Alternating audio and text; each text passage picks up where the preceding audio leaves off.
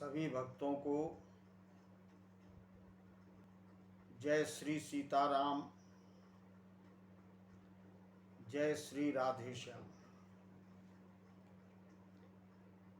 विगत कई दिनों से इस चैनल पर वीडियो डालने का तारतम्य टूटा हुआ है, इसलिए मैं आप सभी सुधीजनों से क्षमा प्रार्थना करता हूं। कल भगवान श्याम सुंदर के जन्म का उत्सव हम सभी भक्तों ने बड़ी धूमधाम के साथ मनाया और मन को ही वृंदावन और मथुरा का स्वरूप देते हुए भगवान के प्राकट्य का उत्सव बड़ी धूमधाम से प्रत्येक घर में प्रत्येक सनातन धर्म अवलंबी पुरुष ने बड़ी आस्था के साथ मनाया। और अभी ये 6 दिन तक भगवान के जन्म का महापर्व चलेगा। इसी बीच आज प्रातःकाल मेरे मन में एक विचार उत्पन्न हुआ कि परमात्मा राघवेंद्र सरकार के चरणों में प्रणाम करते हुए, सरकार का स्मरण करते हुए श्रीमद् वाल्मीकि रामायण का प्रसंग आप सभी सुधीजनों के सामने प्रस्तुत करूं। तो मैं श्रीमद् भागवत कथा के बीच बीच में जो वीडियो संप्रेषित करता हूं, आपका प्रेम, आपका स्नेह, आपकी दया, आपका लगाव मुझ दास के प्रति कितना है, ये प्रकट हो जाता है। उसके लिए मैं आप सबको बहुत बहुत धन्यवाद देता हूं। आइए चलते हैं प्रसंग की ओर। सीताराम जी महाराज के चरणों में सादर प्रणाम करते हुए, नमन करते हुए श्रीमद् वाल्मीकि रामायण महात्म से ही इस पावन ग्रंथ की चर्चा का शुभारंभ करेंगे। प्रथम अध्याय के पहले श्लोक में ब्रह्मर्षि वाल्मीकि जी ने जो व्याकरण का कौतुक दिखाया, उनकी रचना का जो प्रयोग है, उसमें छंद शास्त्र, व्याकरण शास्त्र का कहीं भी किसी भी प्रकार से उल्लंघन नहीं है। आदि काव्य रामायण में किस प्रकार से राम जी के संदर्भ में महिमा की चर्चा करते हुए वेद व्यास जी कहते हैं, श्री रामः शरणम समस्त जगताम रामम बिना का गति रामेण प्रतिहन्यते कलिमलम रामाय कार्यम नमः। रामात् त्रस्यति काल भीम भुजंगो रामात् त्रस्यति काल भीम भुजंगो रामस्य सर्ववशे रामे भक्त खंडिता भवतु मे रामः त्वमेवाश्रयः। इसका अर्थ है कि श्री राघवेंद्र सरकार की शरण सारा संसार लेता है। संपूर्ण जगत को शांति तभी प्राप्त होती है जब वो परमात्मा राघवेंद्र सरकार की शरण में जाता है। राम जी के बिना कोई दूसरी गति नहीं है। राघवेंद्र सरकार कलयुग के समस्त पापों का एक क्षण में ही विनाश कर देते हैं। रामेण प्रतिहन्यते, रामेण राम के द्वारा प्रतिहन्यते समाप्त किया जाता है, नष्ट किए जाते हैं कलिमलम कलयुग के पाप। ऐसे बड़े दिव्य कार्य करने वाले दशरथ अजिर विहारी परमात्मा राघवेंद्र सरकार को सबको मिलकर के प्रणाम करना चाहिए, क्योंकि राम जी में वो सामर्थ्य है। काल रूपी व्याल भी उनसे डरता है, भयभीत रहता है, क्योंकि वे भुवनेश्वर कालव कर काला, कालों के भी काल हैं। जगत का जितना भी सब कुछ है, किंचित जगत्याम जगत, वो सारा जगत परमात्मा राघवेंद्र सरकार के वश में है।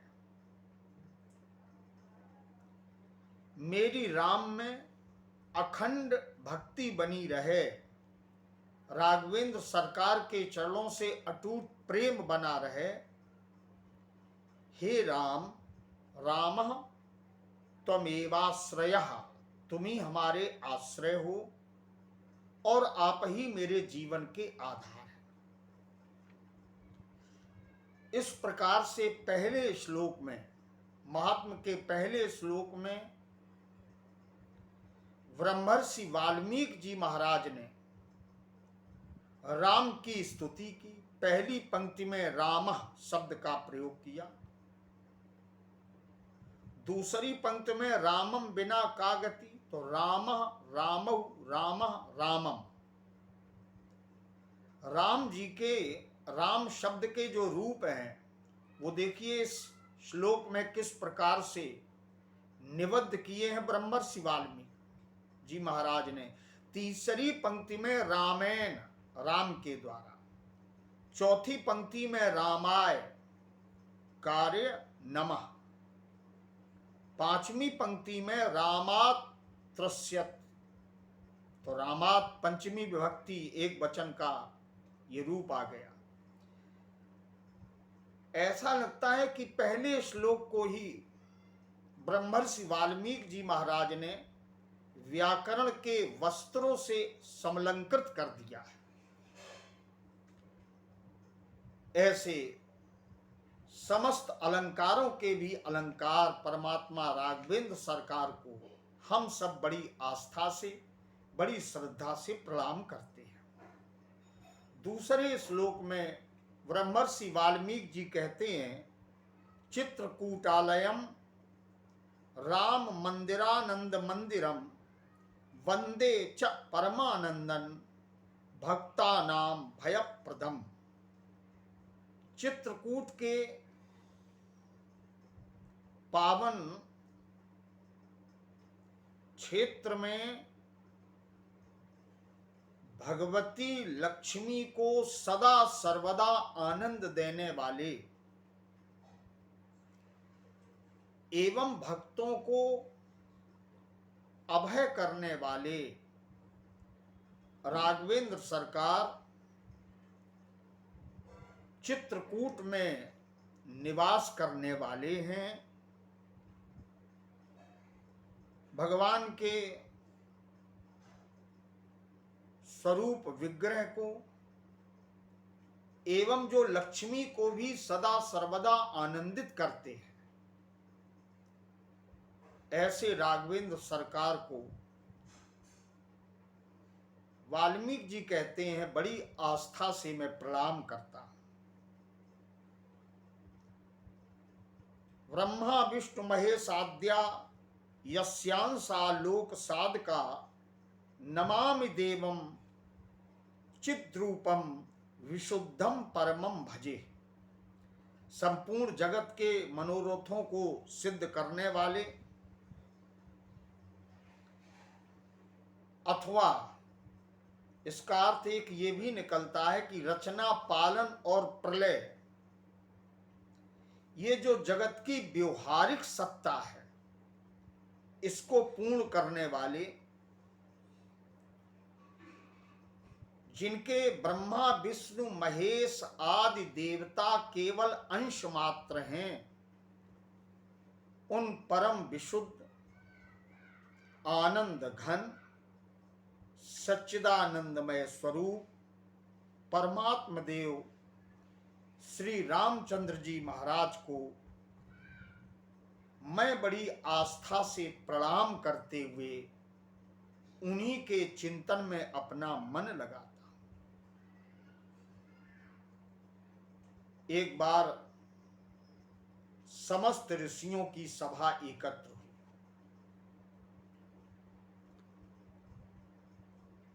महात्माओं ने, संत जनों ने, साधु जनों ने लोकोपकार के लिए सदा सर्वदा प्रश्न किए हैं। चाहे श्रीमद् भागवत महापुराण हो, चाहे किसी भी प्रकार का कोई भी सनातन धर्म का ग्रंथ हो, ऋषियों ने लोक कल्याण की भावना से सदा सर्वदा प्रश्न किए हैं। तो इसमें भी वर्णन आया, ऋषियः उवाच, महात्माओं ने कहा, भगवान सर्वमाख्यातम यत् पृष्ठम विदुषा त्वया संसार पाशबद्धानाम दुखानाम सुबहूनि च। संतों ने कहा, भगवान ब्रह्मर्षि वाल्मीकि जी से, हे भगवान, आप विद्वान हैं, आप ज्ञानी हैं। हमने अभी तक जो जो प्रश्न किए, आपने उनका सम्यक प्रकार से उत्तर देते हुए हमारा मार्ग प्रशस्त किया। आपने भली भांति सत्संग का लाभ दिया। हे ब्रह्मर्षि, अब आप हमें बताएं कि संसार बंधन में बंधे हुए, संसार पाशबद्धा नाम, संसार के पांस माने बंधन में बंधे हुए इन कलयुग के जीवों को इस समय बहुत ही दुख है, और इस संसार के बंधन को खोलने वाला कौन है? क्योंकि आपने कहा कलयुग में पाखंड के बढ़ जाने के कारण वेदोक्त जो मार्ग हैं वो नष्ट हो जाते हैं। वेद सम्मत मार्गों पर, वैदिक नियमों पर कोई चलना नहीं चाहता। इसलिए कृपा करके आप हमें वो उपाय बताएं जिससे कि संसार का जीव मात्र जो भव बंधन में बंधा हुआ है, अपना कल्याण नहीं कर पा रहा है, बार बार दुखों में पड़ा है, और दुखों को दूर करने के लिए प्रयास भी यदि करता है तो संसार में ही कोई साधन ढूंढता है। इसलिए वो पंख में और चला जाता है। कोई उपाय बताइए। इसके पहले मैं एक निवेदन करूं कि ब्रह्मर्षि के द्वारा अनेक उपदेशों में अधर्म परायण पुरुषों को प्राप्त होने वाली यातनाओं का वर्णन भी हमारे सनातन धर्म के ग्रंथों में पूरी तरह से प्राप्त होता है। और जब आगे घोर कलयुग आएगा तो वेद से बताए गए मार्ग, वेदोक्त मार्ग संपूर्ण लुप्त हो जाएंगे। उस समय पाखंड फैल जाएगा। ये बात प्रसिद्ध है, प्रायः सभी ग्रंथ ऐसा कहते हैं। जिम पाखंड बाधते लुप्त होएं सदग्रंथ। वर्तमान में उसका प्रारूप कुछ दिखाई भी पड़ने लगा है। कर्मांतरा हस्व देहास्व लुब्धा अन्योन तत्परा कलौ सर्वे भविष्यन्ति स्वल्पायु बहुपुत्र का। कलयुग के सभी लोग काम वेदना से पीड़ित हो जाएंगे, शरीर उनका नाटा होगा और लोभ की प्रवृत्ति सबके भीतर होगी। वो भले ही धर्म का उपदेशक क्यों ना हो, लेकिन लोभाशक्ति से वो भी ग्रसित हो जाएगा। ईश्वर का आश्रय छोड़ करके एक दूसरे पर निर्भर रहने की प्रवृत्ति उत्पन्न हो जाएगी। थोड़ी आयु होगी और बहुत संतानों वाले कलयुग में प्राणी उत्पन्न होंगे। स्त्रियां उदर पोषण अपना स्वयं करेंगी। ब्रह्मर्षि वाल्मीकि वर्णन करते, स्त्रियां सुपोषण परा वैश्याचरण तत्पर पतिवाक मनादृत सदान्य ग्रहित तत्पर। बड़ा सुंदर वर्णन ब्रह्मर्षि वाल्मीकि जी करते हैं कि उस युग में, माने कलियुग में, स्त्रियां अपने शरीर के पोषण में तत्पर हो जाएंगी। वैश्याओं के समान आचरण करने में उन्हें तनिक भी संकोच नहीं होगा। पति की आज्ञा का सर्वथा अनादर करेंगी, दूसरों के घर आएंगी, रहेंगी और दुराचारी दुष्ट पुरुषों से मिलने की अभिलाषा उनके मन में उत्पन्न होगी।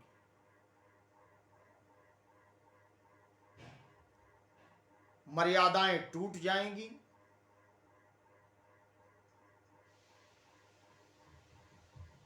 और मानवता कराहने लगेगी। पाखंडालाप निरता पाखंड जन संगिना।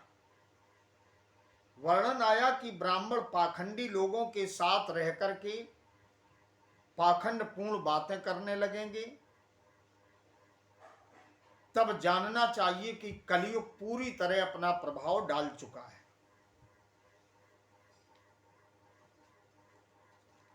अंतःकरण की शुद्धता समाप्त हो जाएगी।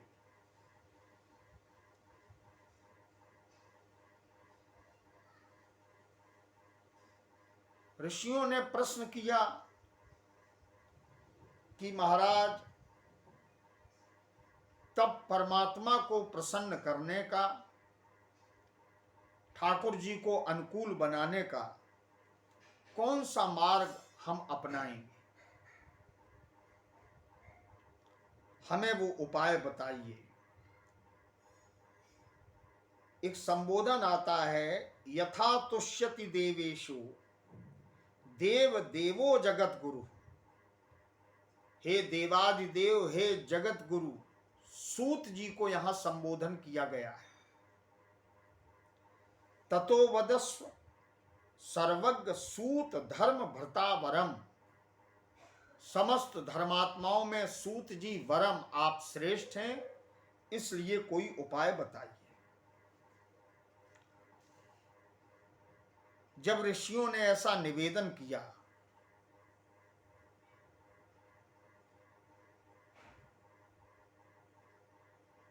तब सूत जी महाराज कहते हैं कि जब महापातक बढ़ जाएंगे, बड़े ध्यान से सुनने की बात है। सूत जी कहते हैं कि जब महापातक बढ़ जाएंगे उस समय केवल एक ही उपाय काम आएगा। नारद जी ने सनत कुमारों को जिस रामायण नामक महाकाव्य का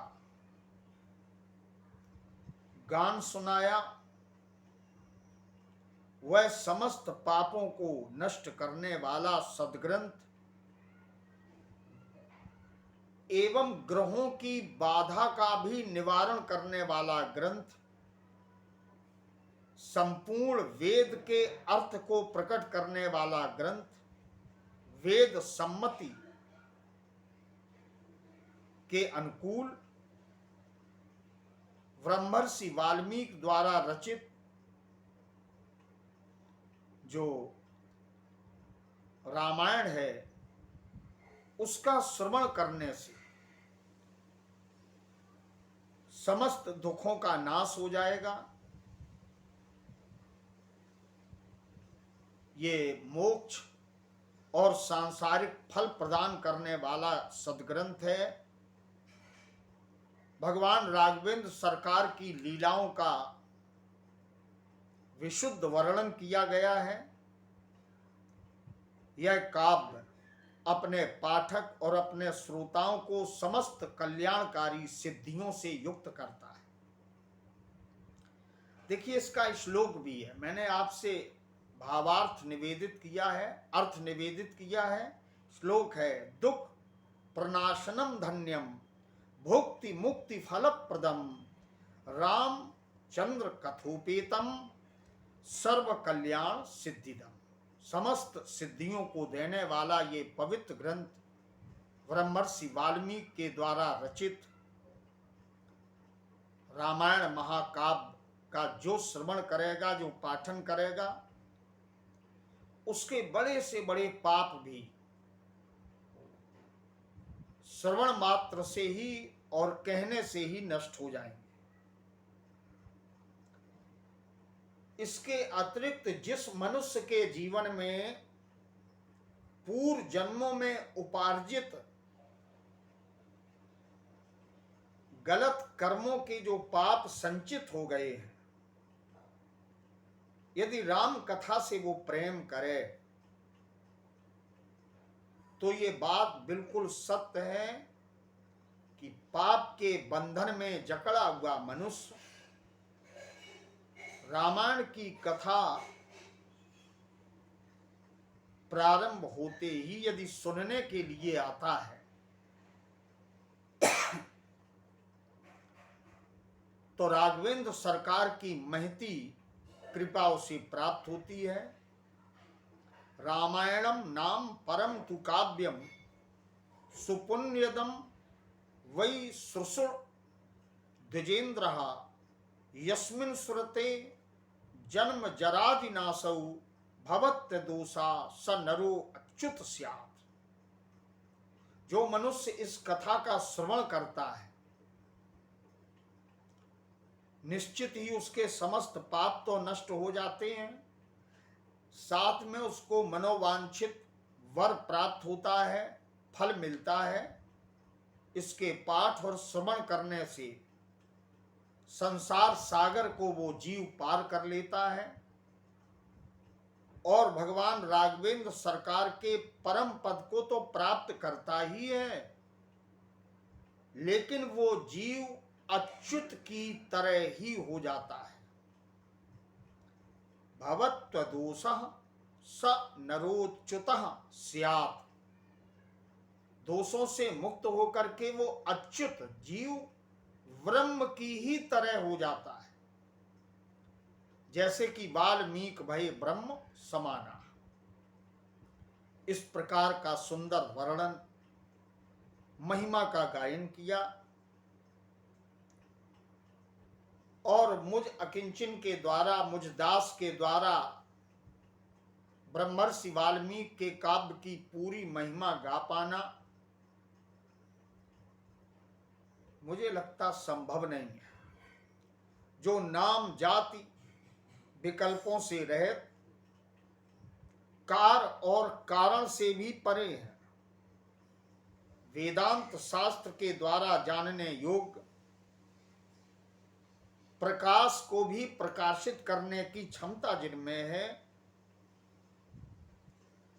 इस राम कथा के अनुशीलन से उनकी प्राप्ति होती है। सूत जी ने कहा सौनकादिक ऋषियों से कि ब्राह्मणों, ऊर्जे मासे माघे सिते पक्षे चैत्रे च द्विजत्मा नवाहा खलु श्रोतव्या रामायण कथामृतम। कार्तिक, माघ और चैत मास के शुक्ल पक्ष में 9 दिनों में इस काव्य की महती कथा का श्रवण करना चाहिए। भगवान के चरित्र कभी भी सुने, लेकिन यदि आप इन विशेष अवसरों पर श्रवण करते हैं या स्वयं पढ़ते हैं, अनुशीलन करते हैं, चिंतन करते हैं, तो राम जी के मंगलमय चरित्र को सुन करके इस लोक और परलोक दोनों में अपनी समस्त उत्तम कामनाओं को प्राप्त करते हुए सब पापों से मुक्त होता है और प्रयाति राम भवनम यत्र गत्वा न सोचते, वो राघवेंद्र सरकार जी के साकेत धाम को जाता है, जहां जाने के बाद मनुष्य को कभी शोक नहीं करना पड़ता। जिस घर में प्रतिदिन रामायण की कथा होती है, वह घर तीर्थ रूप हो जाता है। आज हम भटकते हैं कि हमारे घर में कोई विपत्ति है, हम सोचते हैं हमारे घर में किसी ने कुछ करा दिया, हमारे घर को बंधवा दिया, न जाने कितनी कितनी बातें सोचते हैं। और इस पाखंड धर्म के कारण हम धन भी व्यय करते हैं, समय भी नष्ट करते हैं और मानसिकता को संकीर्ण करते हुए दूसरों से विरोध भी लेते हैं। लेकिन हमारे सनातन धर्म के ग्रंथों में वर्णन आता है, जैसा कि आज ब्रह्मर्षि वाल्मीकि के काव्य में भी आया, कथा रामायण स्यापि नित्यम भवति यदि गृहे। रोजाना राम चर्चा जिस घर में होती है, तद ग्रहम तीर्थ रूपम, वो घर तीर्थ के रूप में हो जाता है, वो तीर्थवत हो जाता है। ही दुष्टा नाम पाप नाशनम, वहां के निवासी अभिता परिता रहने वालों के भी पाप नष्ट हो जाते हैं। ऐसी सुंदर दुर्लभ कथा कई जन्मों के पुण्यों के परिणाम स्वरूप प्राप्त होती है। इसके बाद राम कथा की चर्चा हुई। ऋषियों ने पूछा, प्रश्न किया सूत जी से। देवर्षि नारद मुनि ने सनत कुमार जी से राम कथा का वर्णन किस प्रकार से किया, इन दोनों महात्माओं का मिलन कहां हुआ और नारद जी ने किस प्रकार उन्हें ये चरित्र सुनाया, हे सूत जी ये हमें विस्तार से समझाइए। तब सूत जी कहते हैं, सनकादिक महात्मा भगवान ब्रह्मा के पुत्र हैं, उनमें अहमता ममता का लेश मात्र भी उनके जीवन में प्रवेश नहीं है। नैष्ठिक बाल ब्रह्मचारी हैं। शनक, सनंदन, सनत कुमार और सनातन, ये भगवान नाम का उच्चारण करते हुए इस जगत को पवित्र बनाते हुए लोक पावनी भगवती गंगा को प्रणाम करते हुए, उनकी स्तुति करते हुए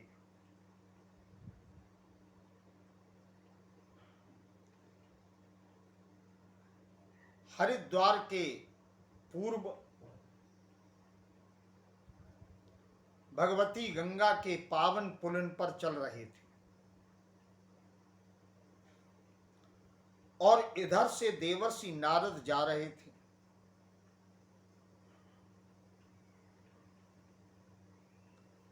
देवर्षि नारद जी ने इन सनत कुमारों को प्रणाम किया।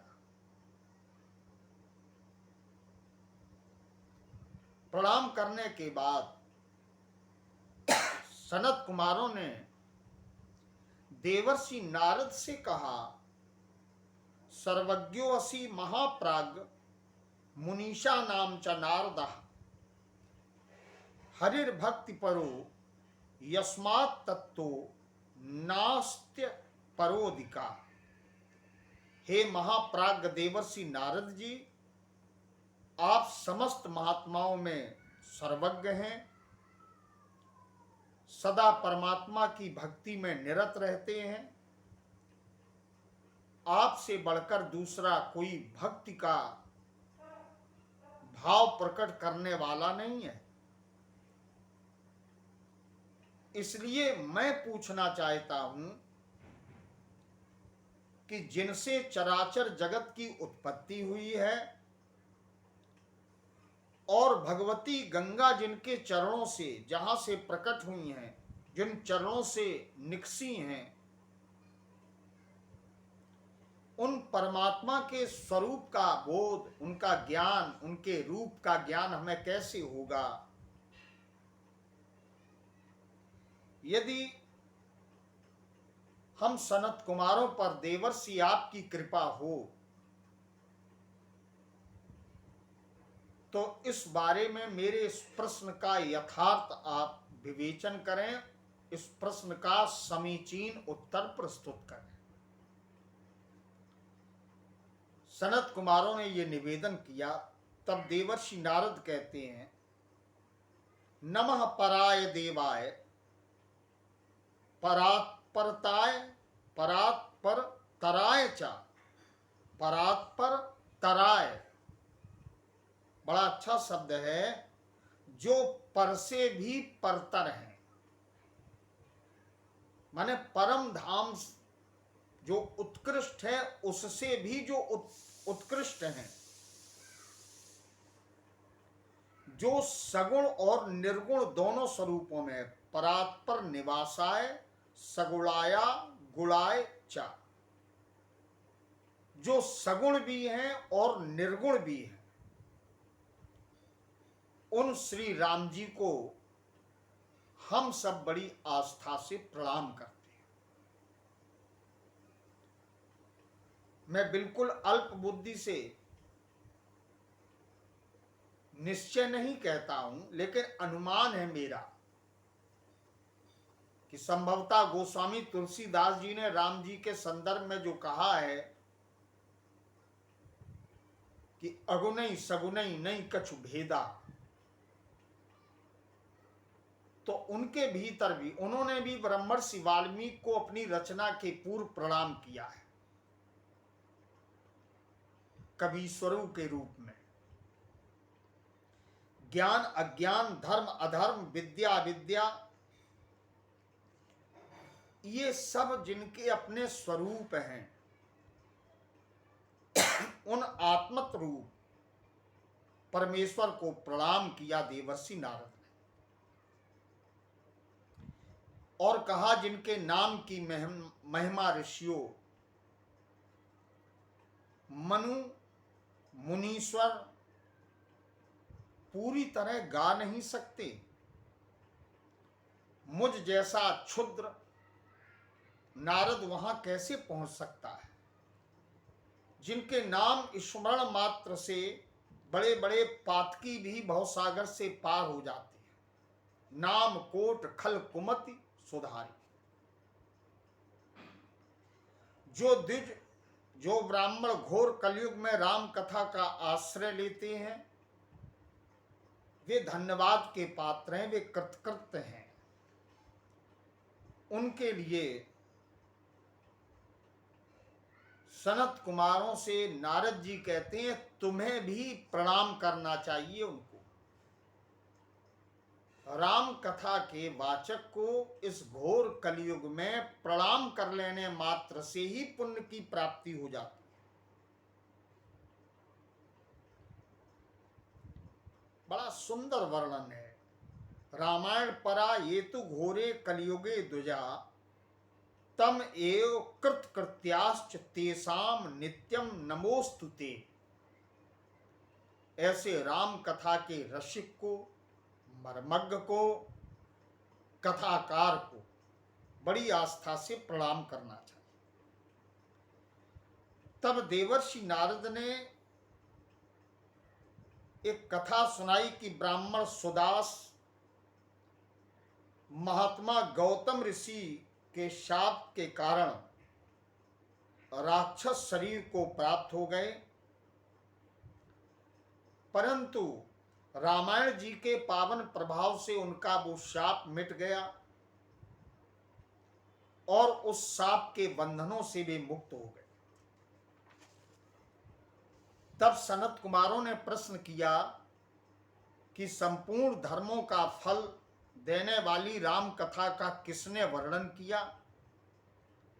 सौदास को गौतम ऋषि के द्वारा कैसे शाप मिला?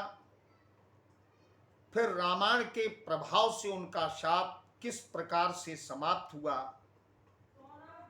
ये पावन प्रसंग हमें विस्तार से सुनाइए, सुनने की इच्छा है। प्रिय भगवत भक्तों, आज से मैंने ब्रह्मर्षि वाल्मीकि के काव्य को पढ़ने का और आपके बीच वीडियो बनाने का जो कार्य प्रारंभ किया है, आप सबका आशीर्वाद चाहता हूं कि आपकी कृपा से वो कार्य मेरा पूर्ण हो और मैं नितराम लगातार आपको इस प्रकार के वीडियो संप्रेषित करता रहूं। इन्हीं शब्दों के साथ आज की चर्चा बस इतनी ही। कल ठीक यहीं से प्रसंग को प्रारंभ करते हुए आगे बढ़ेंगे। जय श्री सीताराम। निवेदन है कि चैनल को सब्सक्राइब करें ताकि वाल्मीकि रामायण सुनने का ये अलग लाभ आपको सदा सर्वदा प्राप्त होता रहे। जय श्री सीताराम।